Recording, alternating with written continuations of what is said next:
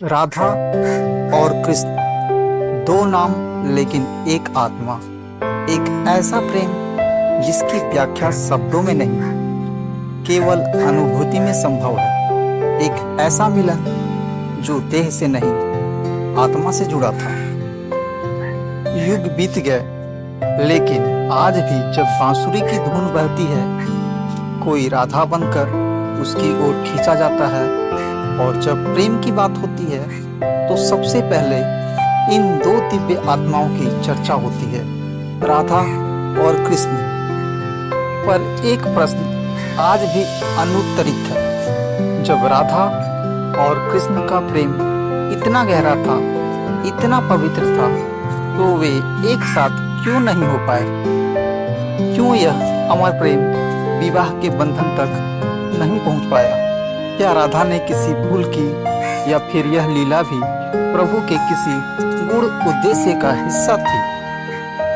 एक कथा में उल्लेख है कि राधा ने एक दिन बिरजा नामक गोपिका को श्राप दे दिया, और उस क्षण वहां उपस्थित थे कृष्ण के सखा सुदामा, जिनके हृदय में राधा के इस व्यवहार से दुख उत्पन्न हुआ, और उन्होंने राधा को ऐसा श्राप दे डाला जो युगों तक राधा और कृष्ण के प्रेम पर प्रश्न चिन्ह बना दिया।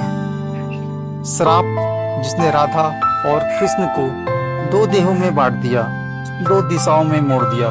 परंतु क्या वह श्राप ही सच्चा कारण था, या फिर वह विरह भी एक लीला थी, प्रेम को त्याग की परिभाषा देने वाली? नमस्कार दोस्तों, मैं हूं गौतम, और आज हम इसी के बारे में चर्चा करेंगे। राधा और कृष्ण के प्रेम की उस कथा को सुनेंगे जिसे भाव से नहीं, आत्मा से समझना पड़ता है, और खोजेंगे उस रहस्य को कि क्या वास्तव में सुदामा के श्राप ने ही राधा और कृष्ण को बिछड़ने पर विवश किया। तो आइए प्रवेश करें उस दिव्य कथा में, जहाँ प्रेम है, लीला है, विरह है, और अंत में आत्मा का गोलोक मिलन। प्रेम की सबसे प्रथम ध्वनि कब गूंजी थी कोई नहीं जानता, परंतु जब कृष्ण ने बांसुरी उठाई तब सृष्टि ने पहली बार प्रेम की वास्तविक ध्वनि सुनी थी, और उसी ध्वनि ने राधा को जन्म नहीं, जागृति दी। ब्रज की उस भूमि पर जहाँ यमुना लहराती थी और कदम के वृक्षों की छाया में शांति बसती थी, वहां हुआ था राधा का प्राकट्य। वृषभानु और कीर्ति की गोद में राधा प्रकट हुई, पर उनकी आंखें 11 महीनों तक बंद रही। गांव भर के वैद्य थक गए, मुनि और साधु तक आए, पर राधा के नेत्र न खुले। लोग कहते थे शायद यह बालिका देख नहीं सकती, पर माता कीर्ति कहती नहीं, यह कोई साधारण कन्या नहीं है, यह किसी विशेष के लिए आई है। यह उसी को देखेगी जिसके लिए जन्म लिया है। और फिर एक दिन बाल कृष्ण यशोदा के साथ वृषभानु के घर आए। राधा उसी क्षण झूले में थी जब कृष्ण उनके समीप आए, और इनकी मुस्कान से वातावरण महक उठा। राधा की बंद आंखें धीरे धीरे खुल गई, और उन्होंने पहली बार देखा कृष्ण को, जैसे कोई दीपक पहली बार प्रज्वलित होता है, जैसे आत्मा ने अपनी पहचान देख ली हो। कालांतर में बालक कृष्ण और राधा की मुलाकातें वृंदावन के विविध स्थलों पर होने लगी, पर भांडी रवन वहाँ की बात ही कुछ और थी। भांडी रवन जहाँ प्रकृति भी राधा कृष्ण की लीलाओं की साक्षी बन गई थी। वही एक दिन कृष्ण अपने मित्रों के साथ गाय चराते हुए बांसुरी बजा रहे थे। उनकी धुन ऐसी थी कि पेड़ झूम उठे, नदी की लहरें थिरकने लगी, और हवा थम गई। राधा जो यमुना के तट पर थी, वो अचानक ठहर गई। उनके कानों में जैसे कोई आकाशीय संदेश प्रवाहित हो रहा था। वो कौन है जो इस धुन से मेरी आत्मा को खींच रहा है? वो कौन है मुझे बुला रहा है? राधा बांसुरी की ओर खींचती चली गई, और फिर भांडी रवन में राधा और कृष्ण आमने सामने खड़े थे। दो आत्माएं जो जन्मों से जुड़ी थी इस बार पहली बार दृष्टि से मिले। राधा और कृष्ण के उस मिलन में कोई संवाद नहीं था, ना कोई वचन, ना कोई स्पर्श, बस एक मौन था जो सब कुछ कह गया। कृष्ण ने बांसुरी को अपने होठों से हटाया और राधा की ओर देखा। राधा ने कोई प्रश्न नहीं किया, जैसे उत्तर पहले से ही ज्ञात था। कृष्ण जानते थे यह वही है जिसकी आत्मा उनकी धुन पर सृष्टि के पहले दिन से थिरक रही थी। राधा जानती थी यह वही है जिसकी प्रतीक्षा उन्होंने हर जन्म में की थी। यह पहला मिलन था, लेकिन उसमें कोई अजनबीपन नहीं था। यह पुनः मिलन था आत्मा के उस साथी से जिसे हर युग ने अलग किया, लेकिन हर प्रेम ने फिर जोड़ा। वृंदावन में बहुत सी गोपिकाएं थी। हर कोई कृष्ण को देख मोहित हो जाती थी, पर कृष्ण की दृष्टि जब राधा पर टिकती उसमें एक श्रद्धा होती, एक समर्पण होता। राधा के प्रेम में आग्रह नहीं था, वह केवल समर्पण था। कृष्ण के स्नेह में राधा के लिए विशेष भाव था, जैसे उनके हृदय का दर्पण हो। बाल्यकाल में कई बार कृष्ण शरारतें करते थे। कभी राधा की मटकी चुराते, कभी यमुना तट पर जल की छींटे मारते।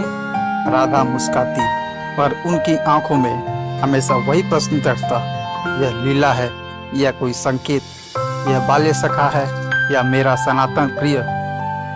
धीरे धीरे वृंदावन के लोग भी समझने लगे कि राधा और कृष्ण के बीच कुछ विशेष है। नंद बाबा और यशोदा माता भी राधा को विशेष स्नेह देने लगे। मेरी राधा, कीर्ति माता कहती, मेरी राधा जब कृष्ण के पास होती है तो वह केवल बेटी नहीं रहती, वह कोई और बन जाती है। भागवत में कहा गया है कि राधा और कृष्ण का प्रेम इस जन्म की शुरुआत नहीं था, बल्कि यह नित्य प्रेम था। गोलोक का अमृत जो धरती पर अवतरित हुआ था, उनका मिलन किसी साधारण प्रेम कथा की शुरुआत नहीं, बल्कि उस दिव्य लीला का आरंभ था, जहाँ प्रेम का अर्थ स्वार्थ नहीं, सेवा था, जहाँ मिलने का अर्थ साथ रहना नहीं, आत्मा में बस जाना था। राधा और कृष्ण का यह पहला मिलन न केवल भावनात्मक था, बल्कि उस समर्पण कथा का बीज था, जिसमें आगे चलकर विरह, तपस्या, त्याग और अंत में दिव्य मिलन छुपा था। यह मिलन मानो भगवान से स्वयं प्रेम को परिभाषित किया हो, न आंखों से, न शब्दों से, केवल मौन से। जब रात्रि के अंधकार में कृष्ण बांसुरी उठाते तो वृंदावन की हर गोपिका अपनी नींद, अपने परिवार, अपनी दुनिया सब कुछ भूलकर चल पड़ती उस ध्वनि की ओर जो आत्मा को पुकारती थी। एक पूर्णिमा की रात यमुना के तट पर चंद्रमा की चांदनी में रास प्रारंभ हुआ।